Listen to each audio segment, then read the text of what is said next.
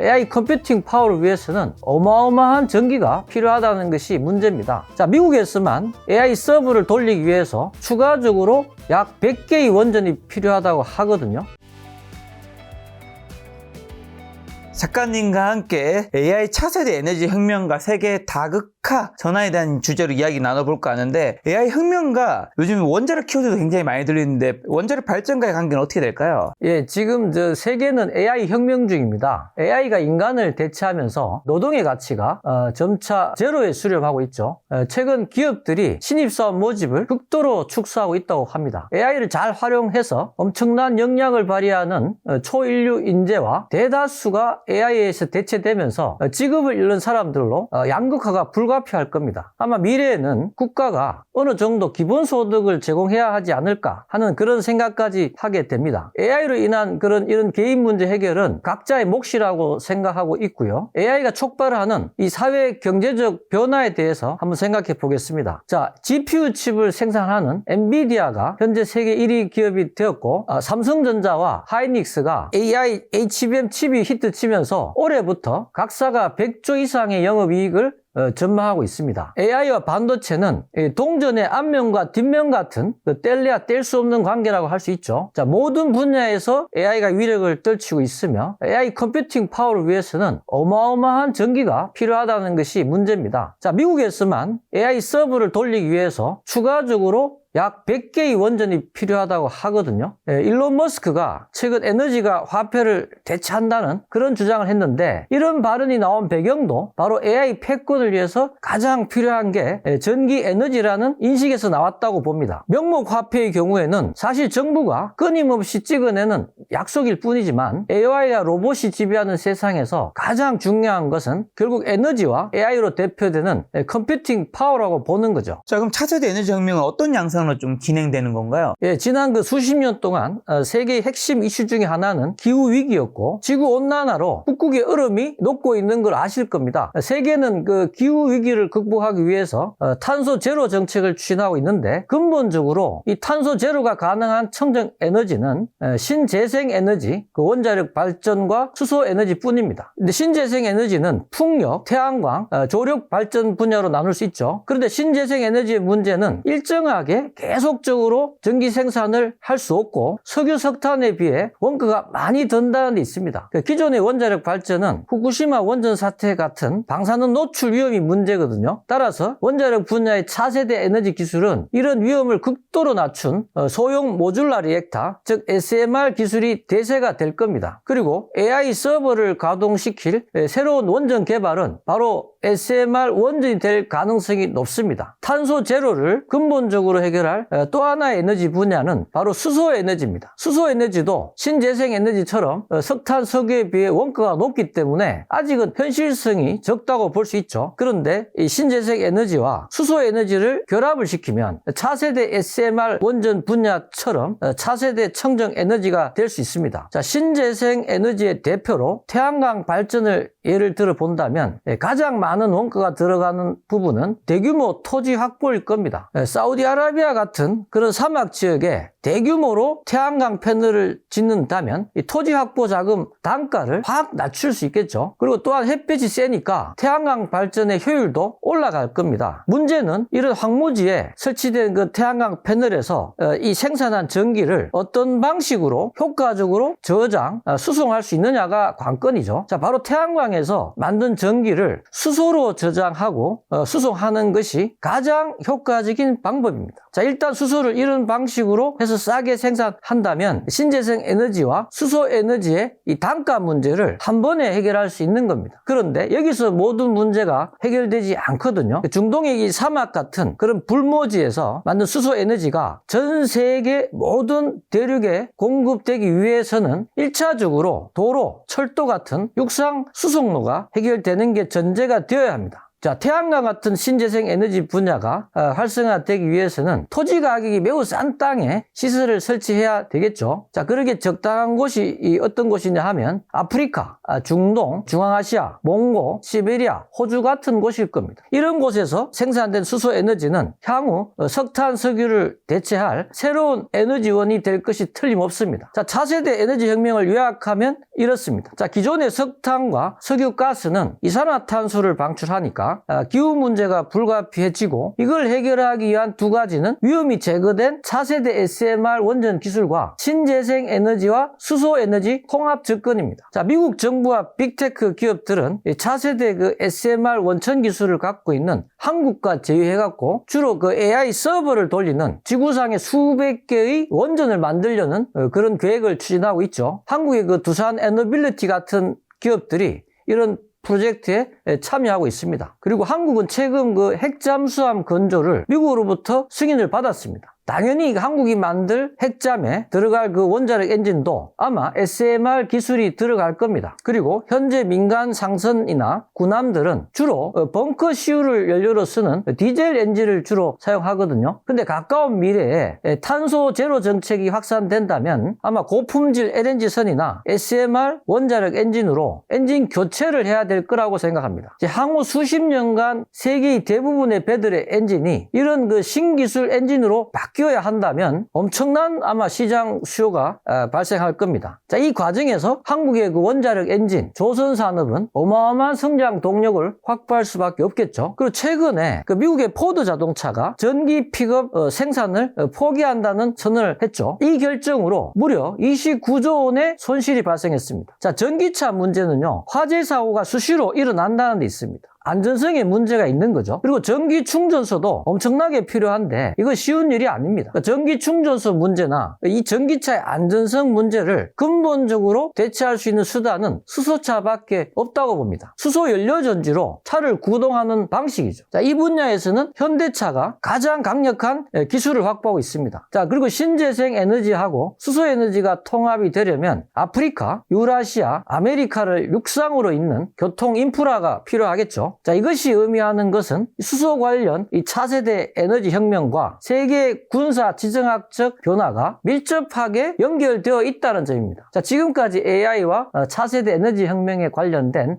개략적인 설명을 드렸습니다. 자, 그리고 또 최근 국제 정세의 변화, 세계 다극화 체제로의 전환이 되고 있는 건가요? 예, 이제 이런 기술적인 변화하고 국제 정세가 어떻게 연관성을 갖고 있는지 설명을 드리죠. 지난 수십 년간 국제 질서는 미국 중심의 G7 체제하고 이에 반발하는 중국 중심의 브릭스 세력으로 대립하는 양상으로 진행되었거든요. 자, 브릭스는 브라질, 러시아, 인도, 중국, 남아프리카 공화국을 말합니다. G7은 미국, 영국, 캐나다, 프랑스, 독일, 이탈리아, 일본 등 서방 선진 7개국이죠. 중국의 국력이 점점 커지면서 중국은 미중 중심의 G2를 주장하기 시작했고, 미국은 미중 신냉전 구도로 중국을 몰아붙이기 시작했죠. 트럼프가 재집권하면서 미국 주도의 새로운 국제 질서가 재편되기 시작했습니다. 자, 미국은 이를 C5 체제라고 했고, 미국, 중국, 러시아, 인도, 일본 이런 인구 1억 이상의 강대국 중심으로 질서가 재편되어야 한다고 했습니다. 제 얘기를 듣고 있는 분들을 포함해서 아마 대부분의 사람들은 이것이 무슨 뜻인지 고개를 아마 갸우뚱하실 겁니다. 이상한 점은 이 C5에 유럽과 한국이 빠졌다는 사실입니다.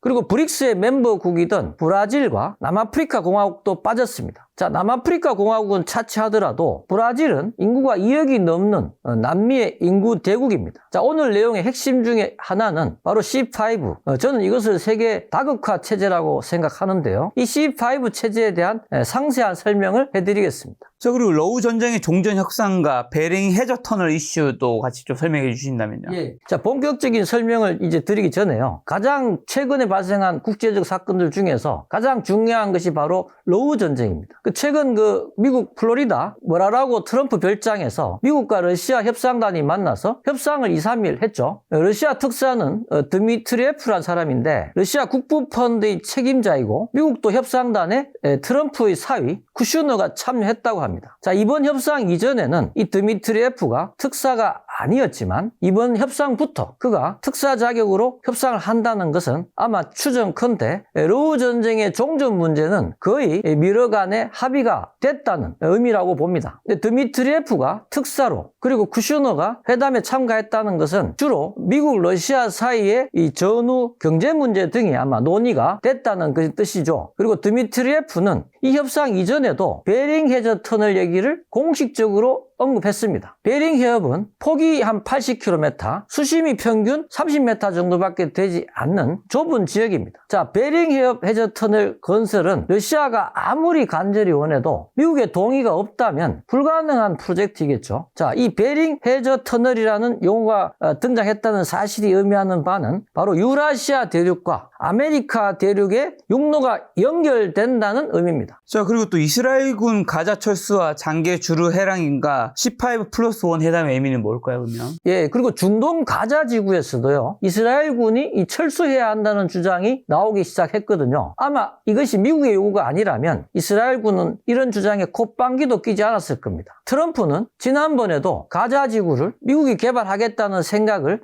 피력한 적이 있습니다. 자, 가자 지구는 동지중해를 접하는 해안가이고 남쪽으로는 이집트와 연결됩니다. 이집트부터는 아프리카이고 가자 이 부분 유라시아라고 볼 수 있으니까 가자는 아프리카와 유라시아를 잇는 가교라고 볼 수 있겠죠. 자, 베링 해저 터널과 가자 지구 개발을 미국이 주도한다는 건 러우 전쟁 이후의 세계 지정학적 최대 변화인 아프리카, 유라시아, 아메리카를 잇는 세계 육상 교통로를 미국이 주도해서 건설하고 이니셔티브를 갖겠다는 의미입니다. 그리고 2025년 8월 8일이죠. 미국은 아제르바이잔과 아르메니아 간의 그 수십 년 군사 충돌을 중재를 하면서 평화조약을 이끌어냈고 그 대가로 아제르바이잔의 본토와 떨어진 영토 나이체반이라고 하죠. 이곳을 잇는 잔게주르 회랑을 99년간 조차하는 권리를 확보했죠. 이것도 세계 육상 교통로의 허브가 되는 지점들을 미국이 직접 통제하겠다는 그런 의미로 해석할 수 있습니다. 그리고 2025년 11월 6일 카자흐스탄, 우즈베키스탄, 키르기스스탄, 타지키스탄, 투르크메니스탄, 중앙아시아 5개국과 미국은 워싱턴에서 정상회의를 진행했고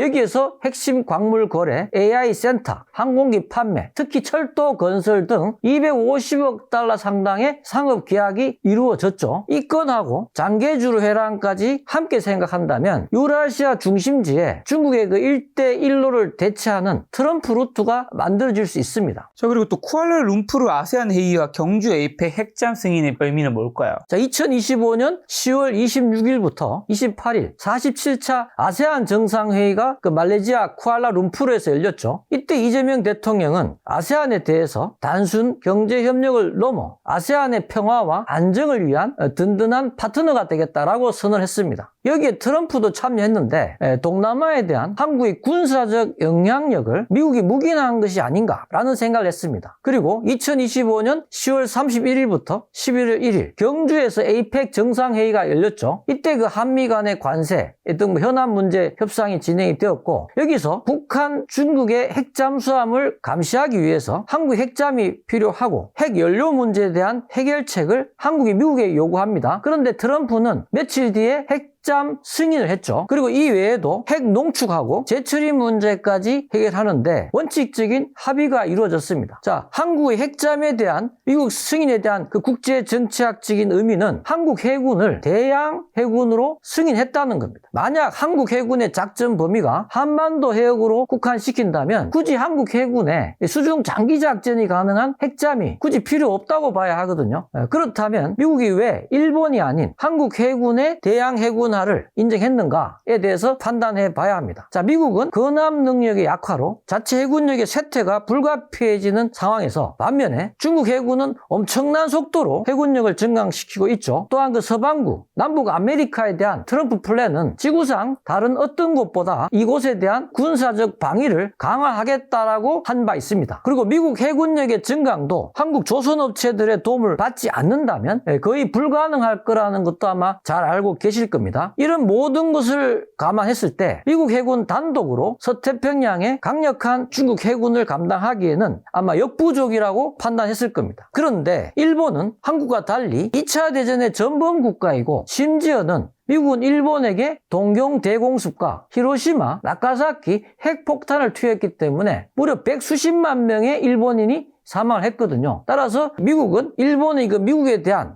뿌리 깊은 원한을 모를 리가 없습니다. 자, 미국은 이 모든 걸 고려해서 한국 해군이 인도양 일부, 서태평양, 심지어 북극 항로 일부까지 영역을 아마 1차적으로 담당케 하는 것이 아마 최적의 방향이라고 결정한 것 같습니다. 그래서 서태평양 1차 방어의 책임을 진 한국에게 당연히 동남아 관리권을 넘길 수밖에 없을 거고요. 자, 지난번 아세안 회의에서 영내 평화와 안보에 기여하겠다는 한국 대통령의 발언은 이런 맥락에서 이해하셔야 됩니다. 자, 그리고 대양 해군력의 핵심은 바로 핵잠과 핵항공모함을 중심으로 하는 기동함대입니다. 그 중에서도 핵잠은 그 자체로 이격 보복 능력을 확보해주지만 기동함대를 수중에서 호위하는 중요한 임무가 있습니다. 자, 그리고 또 2차 태국 캄보디아 교전의 국제 정치학적 의미는 어떻게 될까요? 자, 2025년 12월 7일부터 최근까지 태국과 캄보디아 간의 25년도에 두 번째 전투가 벌어졌습니다. 자, 태국은 군사적으로 초반에 캄보디아를 압도했지만 캄보디아는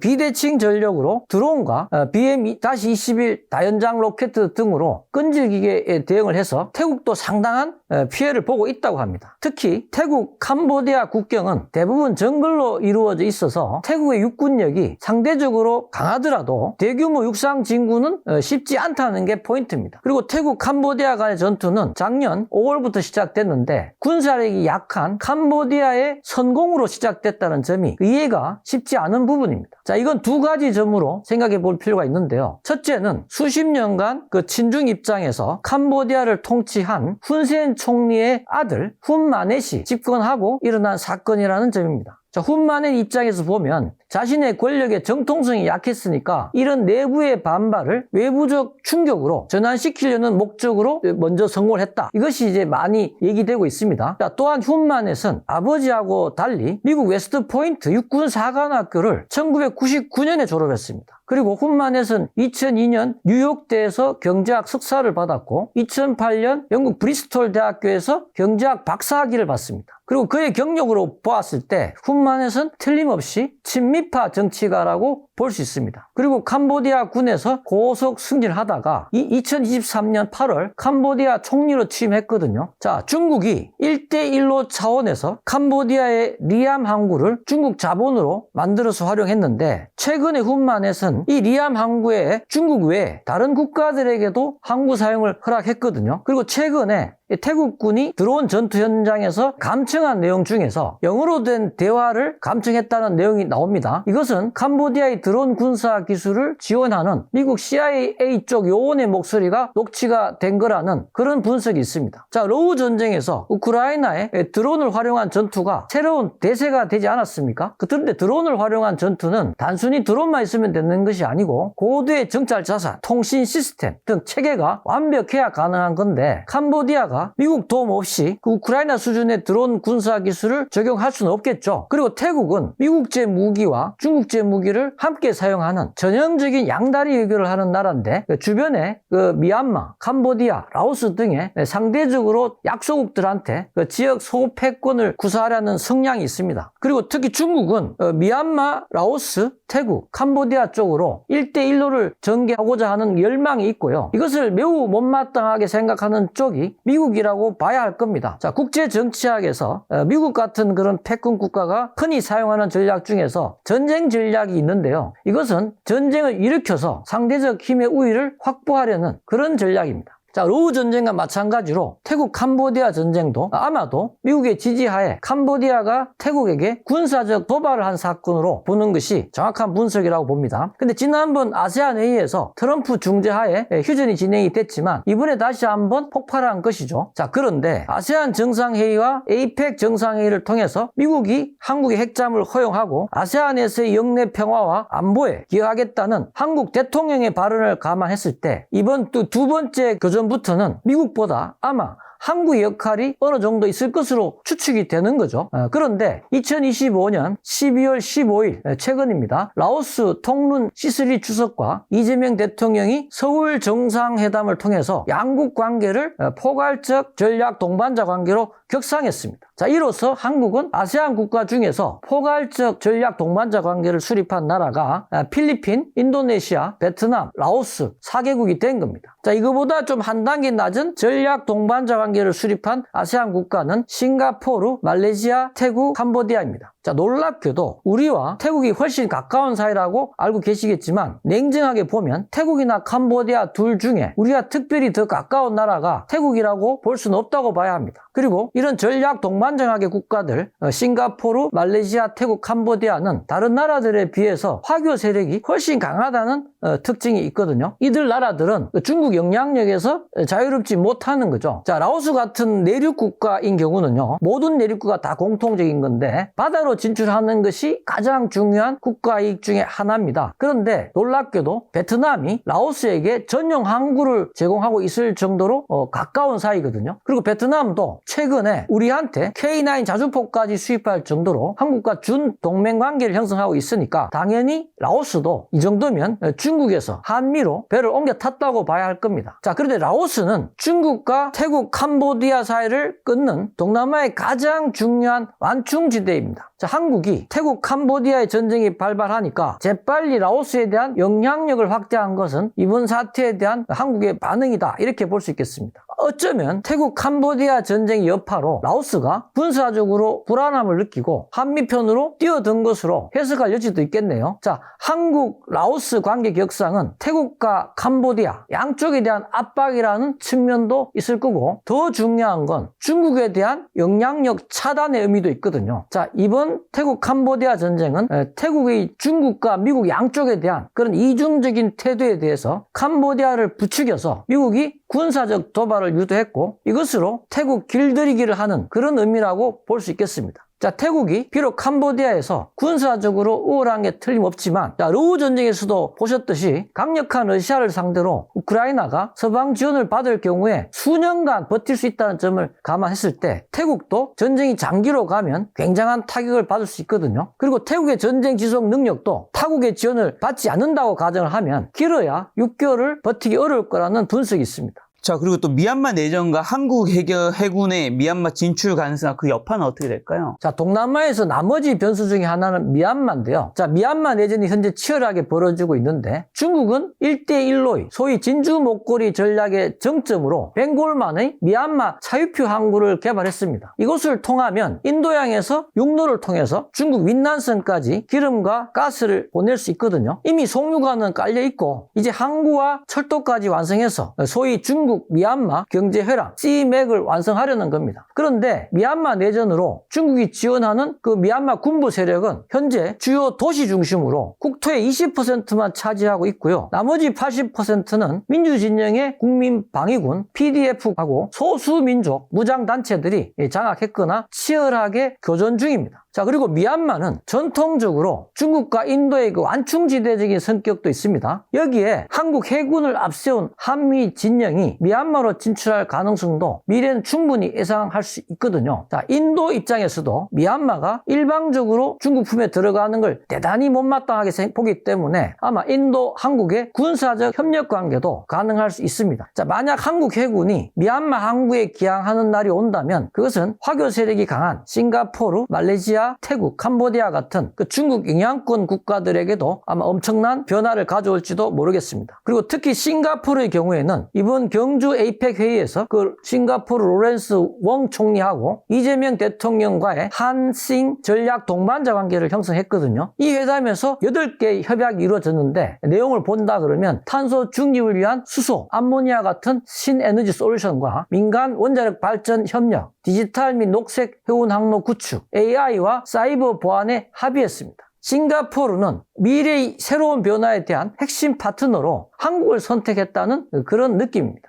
그리고 한국과 더 앞서는 더 데모크라시에 대해서도 얘기해 주신다면요. 자, 한국은 동남아 외에도요, 중국과 국경을 분쟁 중인 인도에게 K9 자주포 수백 문을 공급하고 있고요. 중동에서는 사우디아라비아, 아랍에미레이트, 이라크 등의 엄청난 무기들을 공급하고 있습니다. 사우디아라비아하고 아랍에미레이트는 천궁2 지대공 요격 시스템하고 천무2 다련장 로켓 시스템을 구입했고, 이라크는 FA-50 전투기를 수십 대 구매했죠. 그리고 최근 아랍에미레이트는 한국의 차세대 전투기 KF-21을 도입할 계획을 갖고 있기까지 합니다. 잘 아시다시피 유럽에서는 특히 북유럽 국가하고 동유럽 국가들이 한국 무기로 무장을 하고 있죠. 이미 수십조 원의 무기를 폴란드가 대규모로 구매했고, 루마니아도 이 대열에 동참할 계획입니다. 그리고 노르웨이, 핀란드, 에스토니아 등도 K9 자주포를 구매했고 천무2 다련장 로켓을 구매할 예정입니다. 자, 종합하면 동남아, 인도, 중동, 동유럽, 북유럽 국가 공통점은 모두가 러시아, 중국을 포위하는 국가들이란 점이고, 이들 국가들이 한국 무기를 산다는 국제정치학적 의미는 바로 미국 편에 줄을 섰다는 그런 의미가 되겠죠. 자, 미국이 그럼 중국 제압을 위한 핵심 전략과 브릭스 해체에 대해 설명해 주신다면요.